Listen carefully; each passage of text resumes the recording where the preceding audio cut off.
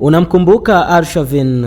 Wengi walimfahamu kama mchezaji wa timu ya Arsenal, kumbe alikuwa ni jasusi wa nchi ya Urusi. Yaani anacheza mpira, kumbe hiyo ni zuga tu. Kazi yake halisi ilikuwa ni kutafuta information na kuzipeleka katika nchi ya Urusi. Arshavin alijiunga na klabu ya Arsenal akitokea timu ya Zenit St. Petersburg ya nchini Urusi.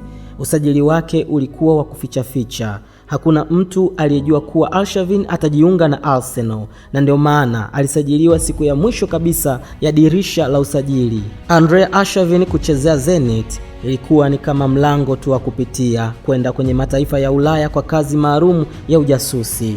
Kumbuka, Zenit ndiyo ilikuwa timu ya utotoni ya rais wa Urusi Vladimir Putin. Sasa issue ya kumsajili ilikuwaje? Siku moja jamaa mmoja ambaye alikuwa ni wakala wa wachezaji wa kulipwa lakini sio wakala wa Arshavin alipokea simu kwa mtu asiyemjua ikimtaka awe wakala wa Arshavin. Waliamua kumtumia jamaa huyo kwa sababu alikuwa ni mzaliwa wa Urusi lakini alihamishia makazi yake ya maisha nchini Marekani.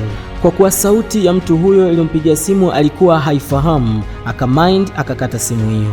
Lakini siku moja alipokuwa ameenda Urusi kwenye birthday ya rafiki yake, alishangaa kumwona mtu asiyemfahamu kumfuata na kumwambia, "Mimi ndio yule nilokupigia simu, ninachohitaji ni wewe kuwa wakala wa Arshavin." Kutokana na dili lile kuwa na fedha nyingi, jamaa ilibidi akubali.